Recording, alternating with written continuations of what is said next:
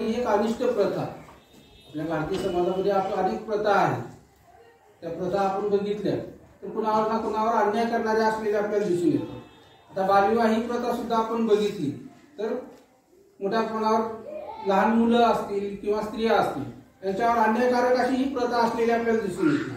मग अशा अनेक प्रथा आहेत. बालविवाह प्रथा, हुंडा प्रथा आहे, अस्पृश्यता आहे. तर अशा ज्या काही समस्या आहेत त्यापैकीच एक महत्त्वाची आपल्याकडे ही समस्या म्हणजे कोणती तर बालविवाह प्रथा असलेली आपल्याला दिसून येते. आणि त्याचं प्रमाण दिवसेंदिवस वाढत होतं. त्यावर शासनाने अनेक कायदे केले, बंदी घालण्याचा प्रयत्न केला. काही काळ त्याच्यावर मोठ्या प्रमाणात नियंत्रणही प्राप्त झालेलं आपल्याला दिसून येतं. आणि आपल्या राष्ट्रीय सेवा योजनेच्या कार्यक्रम पत्रिकेमध्ये किंवा विषयांमध्ये बालविवाह प्रथा समाविष्ट करण्याचं अलीकडील काळामध्ये आयोजन आपण बघितलं तर काल आपल्या उद्घाटनाच्या कार्यक्रमामध्ये एका सरनं सांगितलं की बालविवाहाचं प्रमाण काय झालेलं आता जे कमी होत होतं उलट कोरोना काळापासून काय होत आहे थोडं थोडं वाढत असलेलं आपल्याला सांगितलं दिसून येतं. त्यामध्ये महाराष्ट्रामध्ये आपण बघितलं तर परभणी जिल्हा त्यात पहिल्या नंबरवर आहे असं काल त्या सरांनी आपल्याला सांगितलं. म्हणजे बालविवाह प्रथेचं कोरोना काळापासून आपण बघितलं तर मुलांचं शिक्षण असेल, मुलींचं शिक्षण असेल किंवा शिक्षणाकडे पाहण्याचा दृष्टिकोन याच्यामध्ये थोडा कोरोना काळापासून बदल होत असलेले आपल्याला दिसून येतो. कोरोना काळामध्ये मग अनेकांकडे मोबाईल, इंटरनेट ह्या अशा सुविधा आलेल्या आपल्याला दिसून येतात. त्यातून मग अनेक वेगळ्या समस्या निर्माण झालेली. त्यातून वाचण्यासाठी मग मुला मुलींना कॉलेजला शिक्षणाला वाट लावण्याच्या ऐवजी आपण त्याची विवाह करून त्यातून मोकळं व्हा अशी एक संकल्पना आज समाजामध्ये रुजत असलेली आपल्याला दिसून येते. आणि मग ती कशी आहे, समाजाला घातक ठरणारी आहे. हेही आपल्याला या ठिकाणी काय करायचं आहे लक्षात घ्यायचं आहे. त्या अगोदर आपण जर बघितलं बालविवाह प्रथा कधीपासून भारतीय समाजामध्ये प्रचलित आहे, त्याचा इतिहास काय आहे हे जर आपण लक्षात घेण्याचा प्रयत्न केला तर जवळपास 2024 वर्ष आज आपण म्हणतो. पण त्याच्या अगोदर आपण भारतीय समाजाचा इतिहास जर बघितला तर जवळपास 5000 वर्षापूर्वीपासूनचा काय आहे इतिहास आपल्याला ज्ञात असलेला किंवा त्याच्या आपल्याकडे माहिती असलेली आपल्याला दिसून येते. त्यामध्ये भारतातली सगळ्यात जुनी संस्कृती म्हणून आपण पुण्या संस्कृतीचा उल्लेख करतो. भारतातली सगळ्यात जुनी संस्कृती म्हणून सिंधू संस्कृतीचा आपण उल्लेख करतो. त्या सिंधू संस्कृतीत आपण बघितलं तर सिंधू संस्कृतीमध्ये अनेक सभ्यता होत्या. अनेक पद्धतीने त्या ठिकाणी काय होत होतं, लोक चांगल्या पद्धतीचं जीवन जगत होते, लोक श्रीमंत होते किंवा समस्या आजच्या आपण जे अनुभवत आहोत त्यापेक्षा अतिशय कमी समस्या सिंधू संस्कृतीमध्ये असलेल्या आपल्याला दिसून येत होत्या. पण सिंधू संस्कृतीचं आपण बघितलं तर जगातली एक काय होती आदर्श संस्कृती किंवा चांगली संस्कृती म्हणून जग त्याच्याकडे पाहत होते. त्यातही आपण बघितलं तर सिंधू संस्कृतीच्या काळामध्ये भारतावर कुणाचं आर्यांचं आक्रमण झालेलं आपल्याला दिसून येतं. आपल्या सिंधू संस्कृतीपेक्षा आर्य जसं आपण बघितलं की भारतावर इंग्रज आले किंवा इंग्रजांनी राज्य केलं तसं आर्य सुद्धा काय केलेले होते, जमिनीच्या शोधात, पशुपालन त्यांचा व्यवसाय होता त्याच्या शोधामध्ये किंवा चांगली जमीन शोधण्याच्या प्रयत्नामध्ये ते वाळवंटातून कुठे आलेले होते, आपल्या सिंध प्रांतामध्ये आलेले आपल्याला दिसून येतं. त्या ठिकाणी त्यांना सुपीक जमीन दिसली, शेतीयोगी जमीन दिसली, तिथं चांगल्या पद्धतीने आपण स्थायिक होऊ शकतो याची जाणीव त्यांना झाली. आणि मग आर्यांनी इथल्या सिंधू संस्कृतीच्या लोकांना पराजित केलं. युद्ध कौशल्य त्यांच्याकडे चांगलं होतं आणि त्यांनी पराजित केलं. त्या ठिकाणी मग आर्यांनी सिंधू संस्कृती नष्ट केली.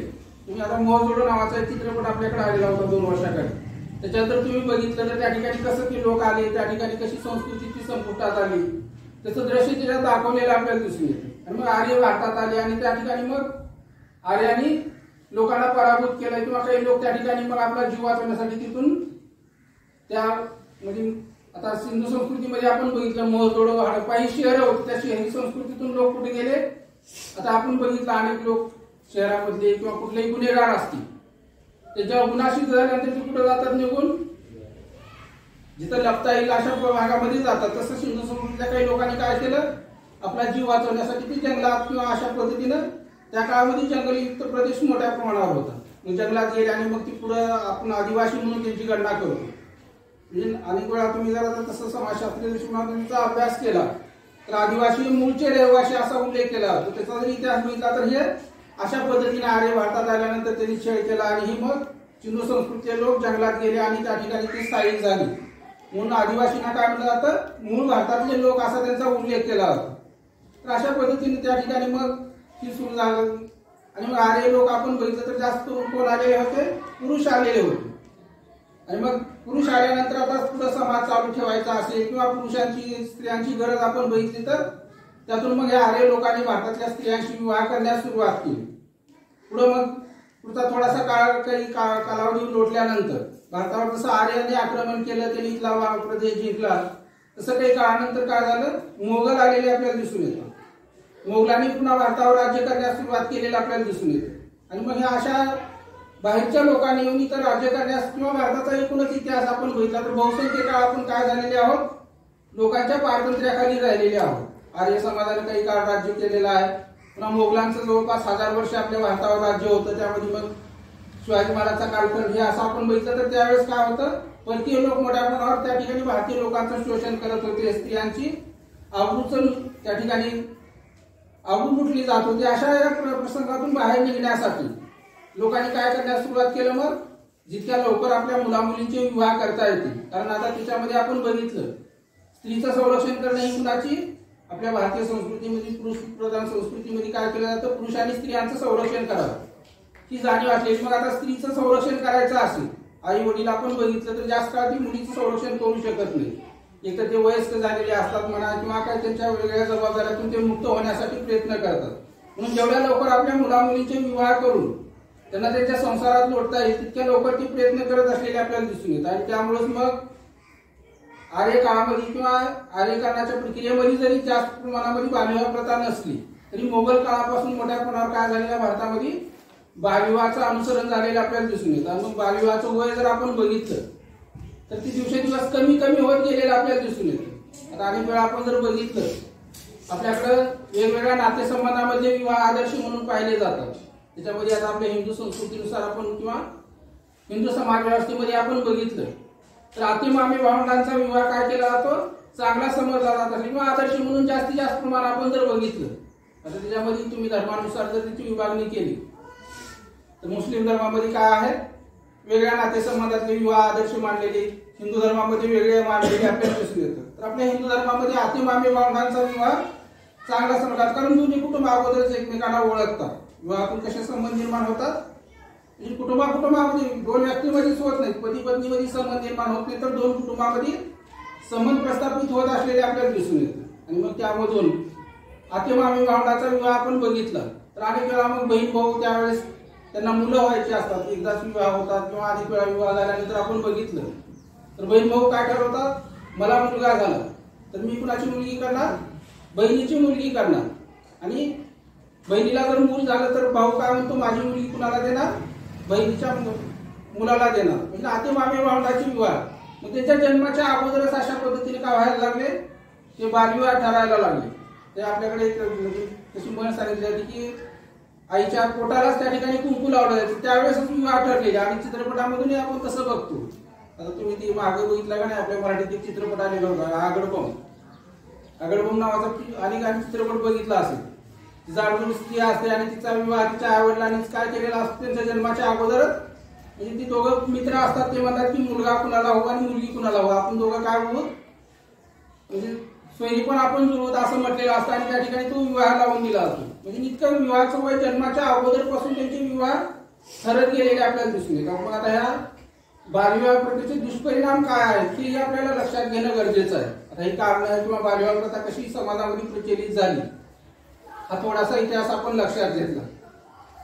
आता बालविवाह झाल्यानंतर काय काय होतं, बालविवाहातून कोणत्या दुष्परिणामाला सामोरं लागतं आपण जर बघितलं तर आता जे बालविवाह झालेले असतात आणि मुलं आपण जर बघितली तुमच्या वर्गातली असतील किंवा तुमच्या आता काळातली पण, आम्ही लहान असताना आम्ही शाळेत असताना अनेक लहान मुलं आमच्या सोबत्यांचे अनेकांचे मुला मुलींचे काय व्हायचे, बालविवाह व्हायचे.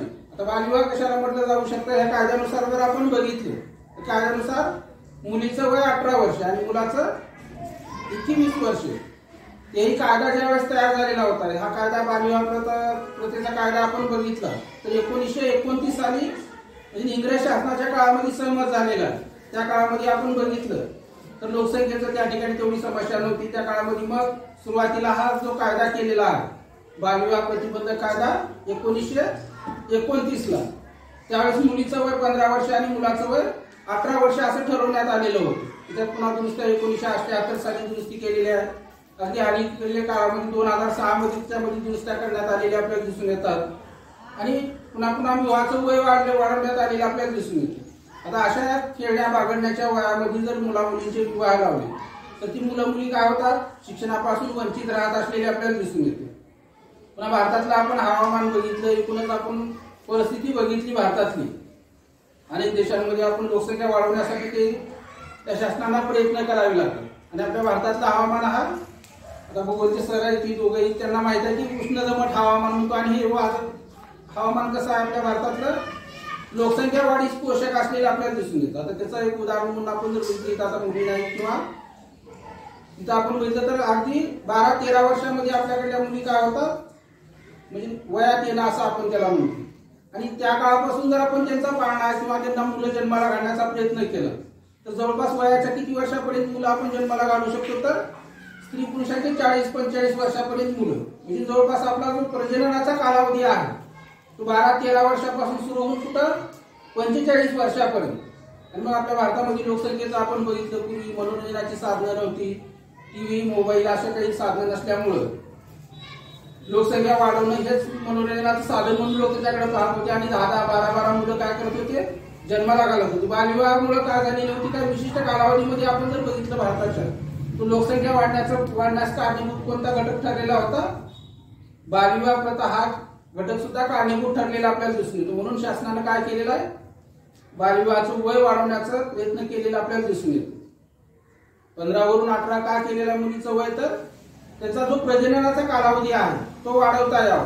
तसंच आपण शिक्षणाचं सुद्धा बघितलं, वयाच्या 18 वर्षापर्यंत आपण जवळपास काय होतो 12वी पर्यंत शिक्षण घेऊ शकतो. शिक्षणाचं काय महत्व आहे, योग्य अयोग्य काय याची जाणीव आपल्याला 12वीच्या शिक्षणापर्यंत त्या ठिकाणी झालेली आपल्याला दिसून येते. म्हणून बालविवाह प्रथा ही कशी आहे, अनिष्ट आहे, मुला मुलींच्या व्यक्तिमत्व विकासाला शिक्षणाला अडथळा ठरणारी आहे, त्याची जाणीव आपल्याला या ठिकाणी घेता येऊ शकते. आता या बालविवाह प्रथेचं आपण जर बघितलं जास्त परिणाम पुरुषांपेक्षा कुणावर झालेला आहे, स्त्रियांवर झालेला आपल्याला दिसून येतो. बालविवाह प्रथेमुळे काय झालेला आहे, स्त्रियांवर त्याचे विपरीत परिणाम झालेले आपल्याला दिसून येतात.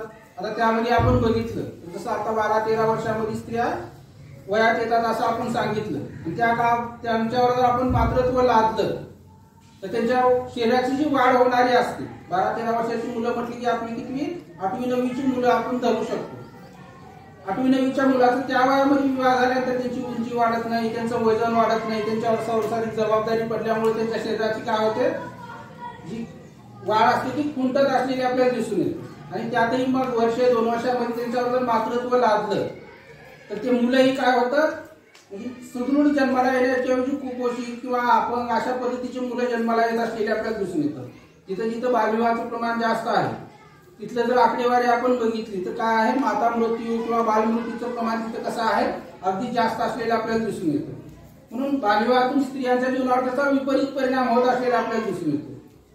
पुन्हा त्यांच्यावर सासूरवास किंवा त्या ठिकाणी अनेक प्रथांचं लाभल्या जात असलेले आपल्याला दिसून येतं. त्यांच्या व्यक्तिमत्वाचा योग्य विकास होत नसलेला आपल्याला दिसून येतो. म्हणून बालविवाह प्रथा स्त्री संरक्षणासाठी, स्त्रियांना शिक्षणापासून वंचित ठेवण्यासाठी अशा गोष्टींसाठी त्यांच्यावरती लादलेली आपल्याला दिसून येते.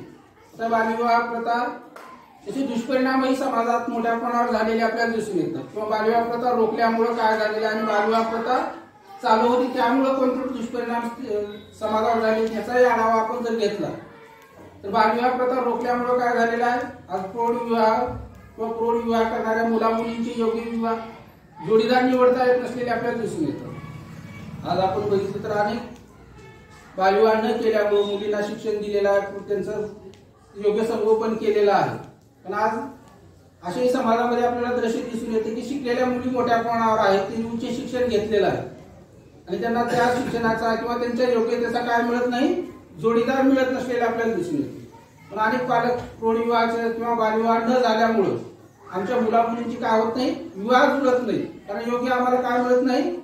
आता त्याच्यातही आपण बघितलं तर ही अगदी एकमेकात सगळं ही झालेलं आपल्याला दिसून येते. कारण विवाह ठरवायचं म्हटलं आपल्या मनाप्रमाणे आपल्याला जोडीदार निवडता येतो का, तिथेही अनेक बंधनं आहेत.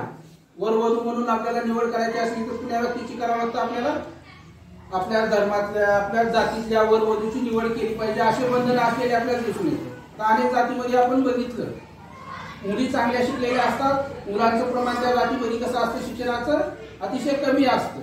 काही जातीमध्ये मुलं चांगल्या पद्धतीने शिकलेले आपल्याला दिसून येतात, ते मुलींचं. आता तसं ते उदाहरण आपण जर बघितलं, आता मुस्लिम समाजाचं जर उदाहरण घेतलं आपण, मुलींचं शिक्षणाचं प्रमाण कसं आहे त्यांच्यामध्ये अतिशय कमी असलेलं आपल्याला दिसून येतं. आणि मग तिथं जर आपण बघितलं तर मुलांचं शिक्षणाचं प्रमाण तिथं वाढलेलं आहे, त्यांना योग्य जोडीदार मिळत नसलेला किंवा काही अस्पृश्य जातीतले आपण बघितलं तर अशा पद्धतीने त्या ठिकाणी काय होत आहे, योग्य जोडीदार निवडता येत नसलेला आपल्याला दिसून येतो. आणि त्यामुळं मग प्रौढविवाहाच्या ऐवजी आपण बालविवाहाचं अनुसरण केलं पाहिजे अशी काही पालकांची मानसिकता बनत असलेली आपल्याला दिसून येते. योग्य वर वधू निवड किंवा त्यामध्ये आपण बघितलं तर जितकं मुला मुलींचं वय वाढलं तितकं आपल्याकडे काय दिसून येतं, त्यांच्या हुंड्याची रक्कम सुद्धा वाढलेली आपल्याला दिसून येते. आता ती हुंड्याची रक्कम वाढण्यामागे आपण बघितलं तर त्याच्या मागे वेगवेगळे कारण आपण सांगतो. जितकं व्यक्तीचं शिक्षण जास्त तितकं काय असतं, आता हुंड्याच्या बाबतीत आपण जर बघितलं तर कुणाचे भाव जास्त आहेत, जसं जनावरांचं बैलाच्या बाजारामध्ये आपण बघतो दशपुष्ट एखादा चांगला दिसायला बैल असेल तर त्याची किंमत कशी असते, जास्त असते. तसं विवाहाच्या बाजारामध्ये आपण बघितलं सगळ्यात भाव जास्त कुणाचे आहेत, शेतकऱ्याचे आहेत का डॉक्टर इंजिनियरचे आहेत? शेतकऱ्याला जास्त हुंडा दिला जातं का डॉक्टरला, इंजिनियरला, नोकरदाराला? डॉक्टरला. म्हणजे जितके जास्त शिक्षण तितके त्याला काय होतं, हुंडा मोजावा लागत असलेला आपल्याला दिसून येते. म्हणजे अशा प्रथा त्या ठिकाणी एखाद्या मुलाला मग जास्त हुंडा देण्याच्या ऐवजी इतक्या लहान वयामध्ये आपण मुला मुलींचे विवाह लावता येईल ते लावण्याचा प्रयत्न केला जात असलेला आपल्याला या ठिकाणी लक्षात घेता येऊ शकतं. पुन्हा दिसायला सुंदर मुली नसतील, कुरूप असतील तर त्यांचे विवाह प्रौढ झाल्यानंतर जमण्यास अनेक अडथळे येत असलेले आपल्याला दिसून येतात. तर अशा अनेक समस्या त्या अनिष्ट प्रथेतून निर्माण झालेल्या आपल्याला दिसून येतात. आता ही सगळी परिस्थिती आपण लक्षात घेतली. बालविवाह म्हणजे काय नेमकं आपल्याला लक्षात आलं, बालविवाहाचे दुष्परिणाम काय हेही आपण लक्षात घेतले. आता सध्याच्या परिस्थितीमध्ये आपण जर बघितलं समाजामध्ये बालविवाह त्याचं प्रमाण कमी झालेलं आहे. कोरोना काळापासून थोडंसं वाढलेल्या पॉइंट मध्ये असं त्याचा उल्लेख केला जातो. पण हेही रोखण्यासाठी आपल्याकडे जी काळजी केलेली आहे, जी काही शासनानं त्याच्यावर उपाययोजना केलेली त्या उपाययोजना आपल्याला माहित असणं गरजेचं असलेलं आपल्याला दिसून येते. आज प्रत्येक तालुका किंवा जिल्ह्याच्या ठिकाणी काय असतो, जसं विस्तार अधिकारी, शिक्षण अधिकारी असे आहेत, तसं बालविवाह रोखण्यासाठी सुद्धा प्रत्येक जिल्ह्याला एक त्या ठिकाणी अधिकारी दिलेला असतो. त्याच्याकडे तुम्ही काय करू शकता, जिथं बालविवाह होत आहे त्याचं तक्रार आपल्याला करता येऊ शकते. पुन्हा एखाद्या ठिकाणी जर बालविवाह होतच असेल आणि ते शासनाच्या पोलीस यंत्रणेच्या लक्षात आलं तर त्या ठिकाणी कठोर अशी पावलं त्यांनी उचलली जावी अशी तरतूद त्या ठिकाणी असलेली आपल्याला दिसून येते. पूर्वी आपण बघितलं तर अनेक ठिकाणी काय केलं जायचं, चोरून कुठंतरी बालविवाह लावून आणला जायचा आणि पुढं मग कुणीही त्याच्यावर कारवाई करत नव्हतं. त्याच्यावर त्या ठिकाणी कोणी त्याच्याकडे म्हणजे दुर्लक्ष केलं जायचं, झाला विवाह तर राहू दे असं म्हटलं जायचं. पण आज तसं कायद्यानं आपल्याला दिसून येत नाही. तुम्ही जरी बालविवाह केलेला असला, तिथं मुलीचं वय 18 पेक्षा कमी असेल, मुलाचं 21 पेक्षा कमी असेल तर असे विवाह कायद्यानुसार ते अयोग्य मानण्यात येत असलेले आपल्याला दिसून येतात. आणि ज्यांनी या विवाहाला प्रोत्साहन दिलेलं आहे अशा लोकांवर सुद्धा कायद्याद्वारे काय केलं जात आहे, आज कठोर शिक्षेचं आयोजन केलं जात असलेलं आपल्याला दिसून येतं. म्हणजे अलीकडील काळामध्ये जर आपण बघितलं तर जे पूर्वी काय केलं जायचं, त्यांच्या माता पित्यावरच गुन्हे दाखल केले जायचे. आज आपण बघितलं तर त्या विवाहामध्ये जे सहभागी आहेत त्या सगळ्याच लोकांवर त्या ठिकाणी कायद्यानं गुन्हे दाखल होत असलेले आपल्याला दिसून येतो. बालविवाह लावला जात असेल त्या ठिकाणी आता बालविवाह म्हटले काय काय लागतं, विवाहाच्या ठिकाणी आपण बघितलं तर विवाह म्हणजे काय म्हणतो आपण, मंत्रोच्चार असतात, ब्राह्मण लागतो, त्या ठिकाणी विधी करावा लागत असलेला आपल्याला दिसून येतो. म्हणजे एखाद्या जर ब्राह्मणानं बालविवाह लावला असेल तर त्यांच्या माता पित्यावर तर गुन्हा दाखल होतोच, पण त्या ब्राह्मणावर सुद्धा काय केलं जात आहे, आज गुन्हा दाखल केला जात असलेला आपल्याला दिसून येतो. म्हणून ब्राह्मणाला सुद्धा त्या ठिकाणी किंवा भटजी असतील त्यांना सुद्धा सांगितलं जाते की 18 वर्षाच्या अगोदरचा जर तुम्ही विवाह लावला तर कायद्यानं तुम्ही सुद्धा काय ठरता, तिथं आरोपी ठरता. हे झालं ब्राह्मणांचं विधीच्या बाबतीतलं. तसंच विवाहाच्या प्रसंगी अनेक अशा व्यक्तींची आपल्याला तडजोड करावी लागते. बाजूवाले असतात, बाजूवाल्यांना सुद्धा सुपारी घेत असताना, विवाहाची त्या ठिकाणी रक्कम ठरवली जात असताना त्यांना सुद्धा काय विचारात घ्यावं लागत आहे, ज्या विवाहाची आपण बाजा वाजवण्यासाठी सुपारी घेत आहोत तिथले काय असली पाहिजे की मुलं मुली प्रौढ विवाहाचं म्हणजे 18-21 वर्ष वय पूर्ण केलेले असले पाहिजे. आणि जर बालविवाहामध्ये जर त्या बाजूवाल्यांनी बाजा वाजवला असेल आणि ती निदर्शनास शासनाच्या आणून दिलं तर त्या भटजी बरोबर तिथं सुद्धा कुणावर केस होते, त्या बाजूवाल्यांवर सुद्धा केस होत असलेले आपल्याला दिसून येते. किंवा विवाह जमवणाऱ्या व्यक्ती असतील, अशा आता तिची जबाबदारी मग गावच्या सरपंचावर, पोलीस पाटलावर, ग्रामसेवकावर किंवा शिक्षकांवर, शाळेतल्या म्हणजे जे जे व्यक्ती आहेत, सरकारी नोकरदार आहेत, त्यांच्यावरही त्या ठिकाणी सोपवण्याचा प्रयत्न केलेला आपल्याला दिसून येतो. त्यामुळे निश्चितच बालविवाह प्रथा ही अनिष्ट प्रथा आहे, ती रोखली पाहिजे आणि त्यामधून मुला मुलींना वाचवण्याचा प्रयत्न केला पाहिजे, एवढं या ठिकाणी लक्षात घेता येऊ शकतं. त्याच्यावर बोलण्यासारखं किंवा भरपूर असं बालविवाहावर आपल्याला माहिती मिळू शकते आणि मग बालविवाह आपल्या आजूबाजूला किंवा बालविवाहामुळे जे दुष्परिणाम होतात ते आपल्याला लक्षात घ्यायचं आणि त्यामधून आपल्या समाजाला, आपल्या आजूबाजूच्या नातेवाईकांना वाचवण्याचा प्रयत्न करणं हे सुद्धा आपल्या NSSचं काय आहे महत्वाचे एक उद्दिष्ट आहे. ते लक्षात घेऊन आज मला या ठिकाणी बोलण्याची संधी दिली त्याबद्दल